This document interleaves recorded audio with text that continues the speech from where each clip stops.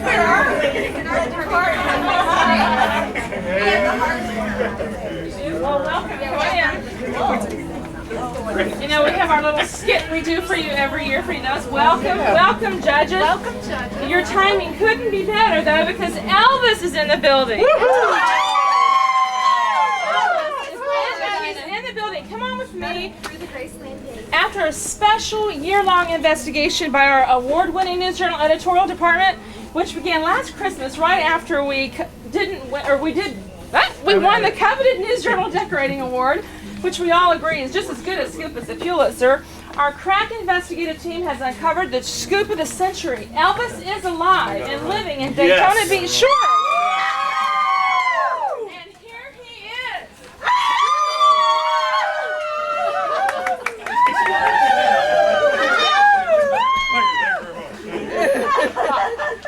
You're probably wondering how this could be and why, after living quietly in the shores since faking his death on August 16, 1977, Elvis has agreed to come out of the closet. Excuse me, but I didn't come out of no closet. I came out of that flea-bag hotel I've been staying in for 24 years. Yes, that's right, Elvis.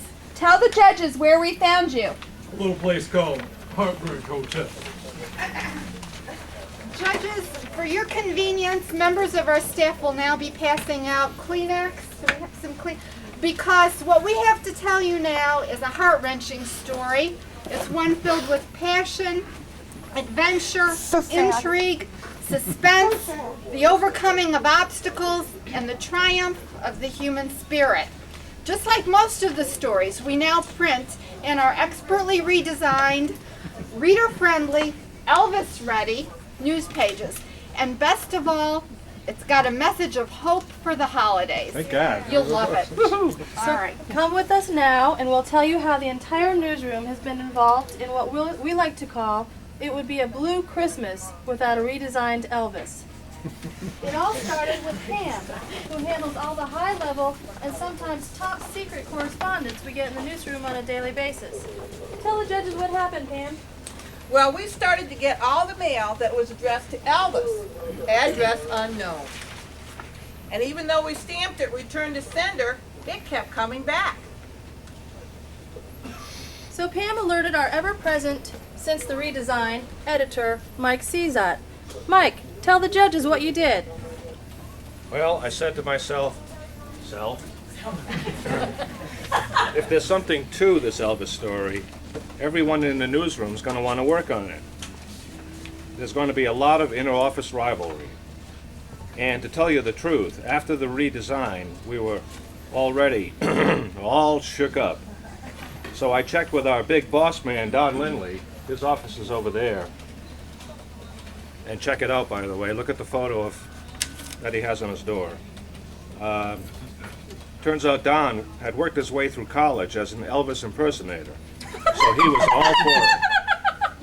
He was all for it. This is Emmy material. He was all for it. Should you say that louder? Or what? Yeah, he was all for it.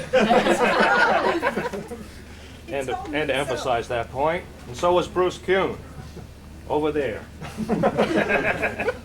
who said to spare no expense, money is no object. Easy come, easy go. But who was I going to get to do the story? I thought about giving it to our features team, led by Susie Kreidner, who's a real hard-hearted woman. And Elvis fan.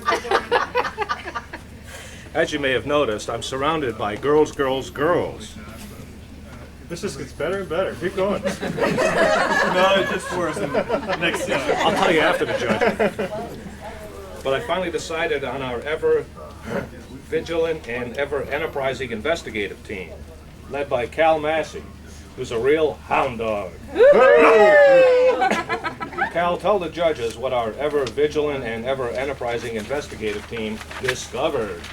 Well, the first thing we did, we went to a bar for several hours and talked about it. Oh, yeah. It's what we always do on big projects, and we thought it was a hoax. But then we got to thinking, and then we started to get a little, what's the word? I think you mean suspicious. If you ask me, they've all got suspicious minds.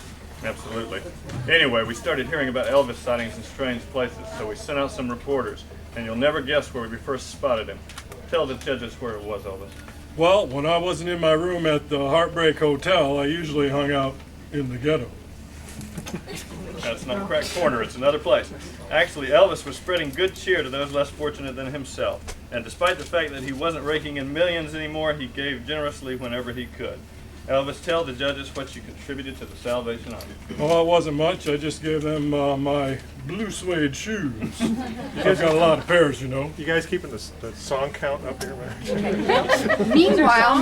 Meanwhile, members of our Cracker Jack Justice Team, they cover cops and courts, you know, also became involved. Mike, tell the judges about that supposed prison riot you covered. Well, we thought it was a prison riot, at least at first. But when I got to Tomoka Correctional Institution, it was something else entirely. I mean, all the prisoners were dancing and singing and generally having a great time. Even the warden and the guards were getting in the spirit. And they were all led by this guy. Oh, it wasn't much. I was just trying to cheer up the guys. The warden calls it a special kind of ministry. What do you call it, Elvis? I call it Jailhouse Rock.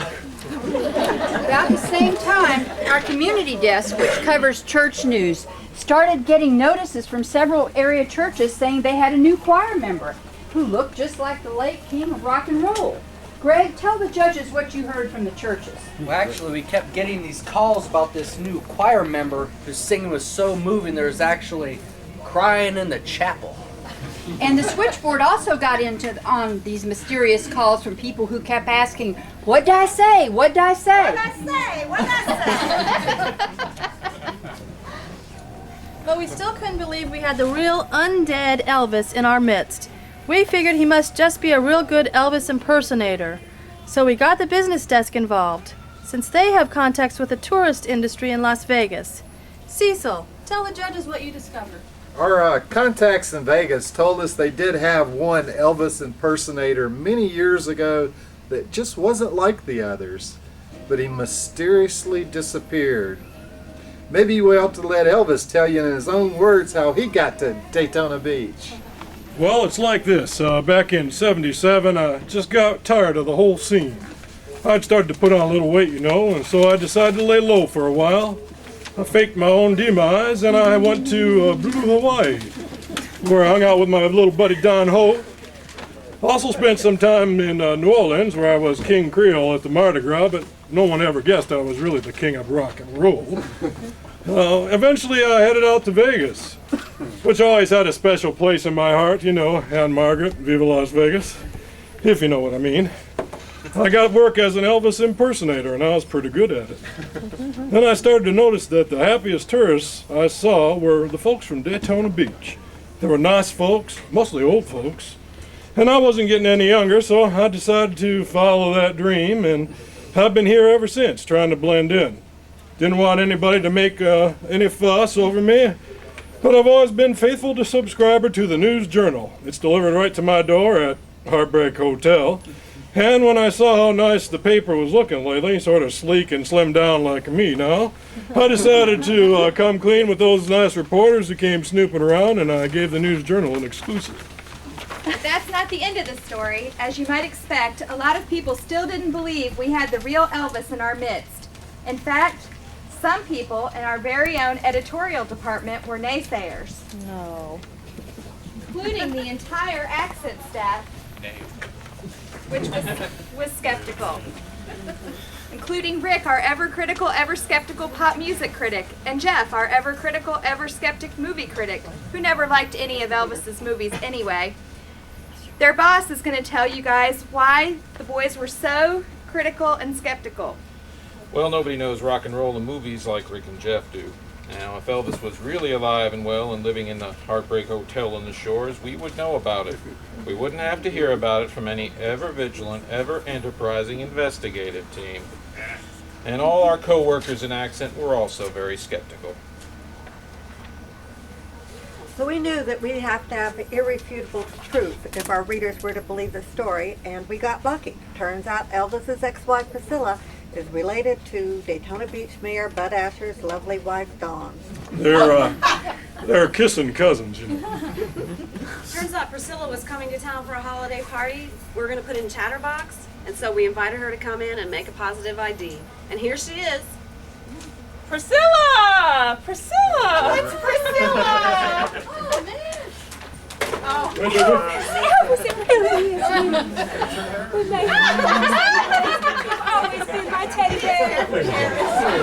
So there you have it, and if our Elvis Scoop doesn't win the News Journal a much-deserved Pulitzer, we all think that the least you judges can do is give us the 2001 Decorating Award. This may be a little premature, but thank you. Thank you very much.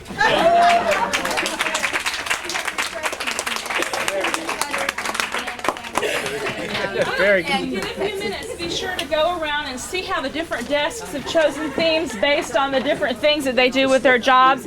And just for the record, Don Lindley and Troy both decorated their own doors on their own without any pushing from any of us. So, for what it's worth. Here's a script for you, Brad, for when you give us the prize. All right, all right, all right. Great. Confidence is bursting here. And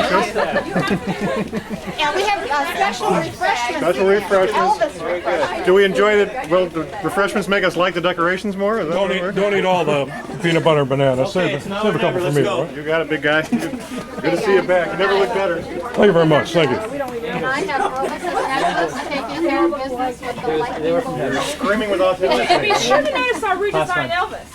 Oh yeah, the tight shot on the face. You gonna do that over again a couple weeks from now or what? Did you see? I thought it should have been at least partially closed. I have Elvis's necklace taking care of business with the lightning bolt, and she has Elvis all over me.